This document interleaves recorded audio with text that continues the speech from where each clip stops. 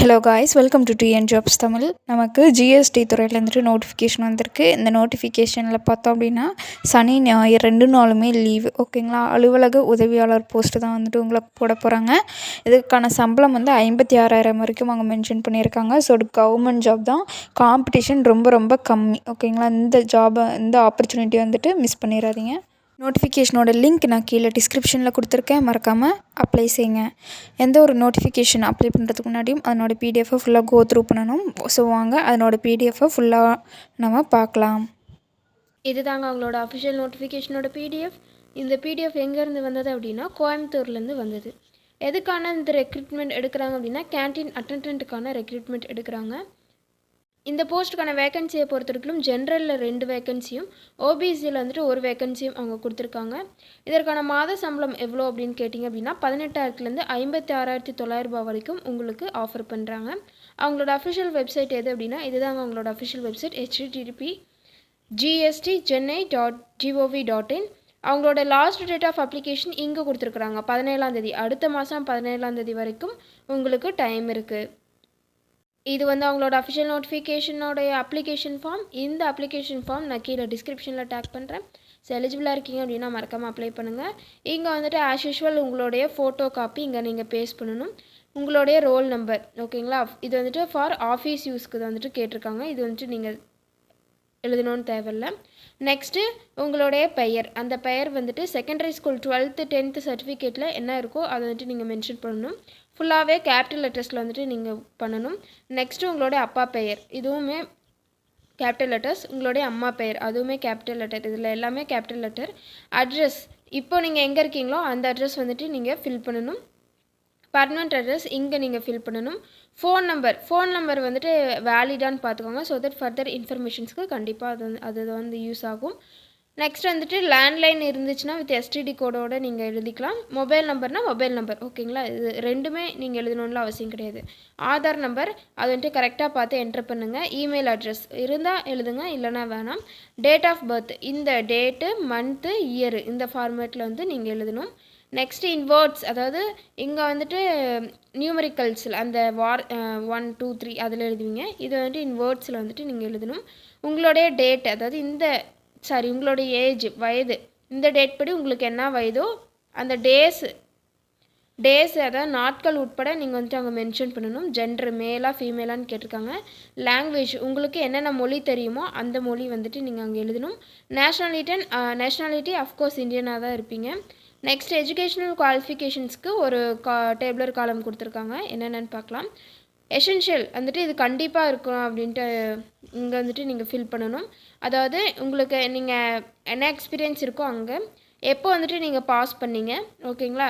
Certificate issuing authority என்ன, remarks எவ்வளோ marks அப்படின்ட்டு கேட்டிருக்காங்க. இது வந்துட்டு மேக்ஸிமமாக எவ்வளோ படிச்சிருக்கீங்களோ அவ்வளோ காலம்ஸ் வந்துட்டு நீங்கள் ஃபில் பண்ணிக்கலாம். இது வந்துட்டு ஆப்ஷனல் தான். உங்களுக்கு வேறு ஏதாச்சும் எக்ஸ்பீரியன்ஸ் இருந்துச்சுன்னா நீங்கள் இந்த டேபிளர் காலமில் நீங்கள் ஃபில் பண்ணிக்கலாம்.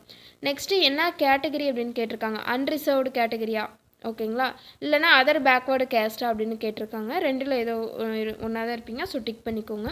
எக்ஸ் சர்வீஸ் மேனாக இருக்கீங்க அப்படின்னா இங்கே வந்துட்டு டிக் பண்ணுங்கள், இல்லைனா வேணான்னு விட்டுருங்க. இந்த டேபிளர் காலம் யாருக்கு அப்படின்னா நீங்கள் சென்ட்ரல் கவர்மெண்ட் எம்ப்ளாயியோட பர்சன்ஸாக இருக்கீங்க அப்படின்ட்டு அதை வந்துட்டு நீங்கள் ஃபில் பண்ணணும். இந்த இன்ஃபர்மேஷன்ஸ் எல்லாமே கரெக்டானு பார்த்துக்கோங்க. ஏன்னா தப்பாக இருந்துச்சு அப்படின்னா இந்த அப்ளிகேஷன் ஃபார்மே அவங்க ரிஜெக்ட் பண்ணிடுவாங்க. பிளேஸு டேட்டு மென்ஷன் பண்ணிவிட்டு உங்களுடைய லெஃப்ட் ஹேண்ட் தம்பி இம்ப்ரெஷன் வந்து நீங்கள் இங்கே வைக்கணும். உங்களுடைய சிக்னேச்சர் ரெண்டுமே வந்துட்டு கேட்டிருக்காங்க. அந்த ரெண்டில் ஏதோ ஒன்று இல்லைனாலும், அதாவது இந்த இம்ப்ரெஷனும் சரி இந்த சிக்னேச்சரில் ரெண்டில் ஏதோ ஒன்று இல்லைனாலும் அவங்க ரிஜெக்ட் பண்ணிடுவோம் அப்படின்ட்டு அவங்க மென்ஷன் பண்ணியிருக்காங்க.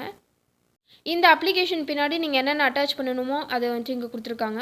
ஆதார் கார்டு, ஓபிசி சர்டிஃபிகேட் கேட்டிருக்காங்க. ஏஜ் ரிலாக்ஸேஷன் கிளைமிங்காக ஏஜ் ரிலாக்ஸேஷன் சர்டிஃபிகேட் கேட்டிருக்காங்க. எஜுகேஷனல் குவாலிஃபிகேஷன்ஸோட சர்டிஃபிகேட், அப்புறம் எக்ஸ்பீரியன்ஸ் சர்டிஃபிகேட் இதை கேட்டிருக்காங்க. நெக்ஸ்ட்டு பாஸ்போர்ட் சைஸ் ஃபோட்டோ வந்துட்டு கேட்டிருக்காங்க, அதையும் பார்த்துக்கோங்க. பர்மனெண்ட் அட்ரஸ்க்கும் கரஸ்பாண்டன்ட் அட்ரஸ்க்கும் என்ன டிஃபர் ஆகுதோ அப்படின்ட்டு அந்த மாதிரி ஆதார் வந்துட்டு நீங்கள் கொடுக்கணும். அதுக்கு ஒரு ஆதார், இதுக்கு ஒரு ஆதார் வச்சுருப்பீங்களா, அதை வந்துட்டு கொடுக்கணும். அப்ளிகேஷன்ஸ் வந்துட்டு இன்கம்ப்ளீட்டாக இருந்தது அப்படின்னா என்க்ளோஷரில் இருக்கிறது எல்லாமே ரிஜெக்ட் பண்ணப்படும் அப்படின்ட்டு அவங்க மென்ஷன் பண்ணியிருக்காங்க. ஒன்றுக்கு மேலே அப்ளிகேஷன் இருந்துச்சு அப்படின்னா அதையும் வந்துட்டு ரிஜெக்ட் பண்ணப்படும். நீங்கள் கவர்மெண்ட் கேண்டிடேட்ஸாக இருக்கீங்க அப்படின்னா உங்கள் சைட்லேருந்து நோ அப்ஜெக்ஷன் சர்டிஃபிகேட்டும் ப்ரொடியூஸ் பண்ணணும். அதாவது அந்த டிபார்ட்மெண்ட்டில் வேலை செய்கிறீங்க அப்படின்னா அங்கேருந்து நோ அப்ஜெக்ஷன் சர்டிஃபிகேட்டும் ப்ரொடியூஸ் பண்ணணும் அப்படின்ட்டு சொல்லியிருக்காங்க. எக்ஸ்பீரியன்ஸ் சர்டிஃபிகேட்டும் ப்ரொடியூஸ் பண்ணணும். ஹால் டிக்கெட்ஸ் எல்லாமே ஸ்பீடு போஸ்ட்டில் வந்துடும் அப்படின்ட்டும் அவங்க மென்ஷன் பண்ணியிருக்காங்க. ரிசல்ட் எப்போ வரும் அப்படின்னா அந்த நோட்டீஸ் போர்டில் வந்துட்டு ஷோ பண்ணப்படும் அப்படின்ட்டு அவங்க சொல்லியிருக்காங்க. அவங்களோட ஆஃபீஸில் நோட்டீஸ் போர்டில் வந்துட்டு வரும். நீங்கள் அனுப்ப வேண்டிய போஸ்ட் என்ன அட்ரஸ்க்கு அப்படின்னா இந்த அட்ரஸ்க்கு வந்துட்டு நீங்கள் அனுப்பணும். ஸ்க்ரீன்ஷாட் எடுத்து வச்சுக்கோங்க. இப்போ வந்து இது அந்த போஸ்ட்டுக்கான டீட்டெயிலாக எல்லாமே பார்த்துடலாம். என்ன போஸ்ட் அப்படின்னா முன்னாடியே சொன்ன மாதிரி கேன்டீன் அட்டெண்டன்ட்டுக்கான போஸ்ட். எவ்வளோ நம்பர் ஆஃப் போஸ்ட் இருக்குது அப்படின்னா 3 நம்பர் ஆஃப் போஸ்ட் இருக்குது. அதை வந்துட்டு கேட்டகரி வைஸ் பிரித்து கொடுத்துருக்காங்க. அன்ரிசர்வ்டுக்கு 2 போஸ்ட்டும் ஜென்ரல் கேட்டகரிக்கு 1 போஸ்ட்டும் அவங்க வந்துட்டு பிரித்து கொடுத்துருக்காங்க. இது வந்து general central service group C நான் கேசட்டட் நான் மினிஸ்ட்ரியல் வேக்கன்சிஸ் தான் இது. சேலரி பொறுத்த வரைக்கும் முன்னாடியே சொன்ன மாதிரி 18,000லேருந்து 56,900 வரைக்கும் சேலரி ஆஃபர் பண்ணுறாங்க. வயது வரம்பு இந்த டேட் படி க்ளோசிங் டேட் அடுத்த மாதம் 17ஆம் தேதி அன்னைக்கு உங்களுக்கு என்ன டேட்டோ என்ன வயசோ அந்த வயசு வந்துட்டு 18லேருந்து 25க்குள்ளே இருக்கணும். ஓபிசியாக இருக்கீங்க அப்படின்னா அவங்களுக்கு வந்து 3 இயர்ஸ் வந்துட்டு ரிலாக்ஸேஷன். எக்ஸ் சர்வீஸ் மேனாக இருக்கீங்க அப்படின்னா 3 இயர்ஸ் வந்துட்டு அவங்க கொடுத்துருக்காங்க. சென்ட்ரல் கவர்மெண்ட் எம்ப்ளாயியாக இருக்கீங்க அப்படின்னா 40 இயர்ஸ் வரைக்குமே நீங்கள் வந்துட்டு அப்ளை பண்ணிக்கலாம் அப்படின்ட்டு அவங்க சொல்லியிருக்காங்க. யாரெலாம் வந்துட்டு அப்ளை பண்ணலாம் அப்படின்னா ஒன்லி இந்தியன் சிட்டிசன்ஸ் மட்டும்தான் அப்ளை பண்ண முடியும். எஜுகேஷனல் குவாலிஃபிகேஷன்ஸை பொறுத்த வரைக்கும் நீங்கள் 10th ஸ்டாண்டர்ட் மினிமமாக 10th ஸ்டாண்டர்ட் படிச்சிருக்கணும் அப்படின்ட்டு அவங்க மென்ஷன் பண்ணியிருக்காங்க. அப்ளிகேஷன் ஃபீஸ் எதுக்குமே கிடையாது. அதாவது ஆண் பெண் யாருக்குமே வந்துட்டு அப்ளிகேஷன் ஃபீஸ் கிடையாது.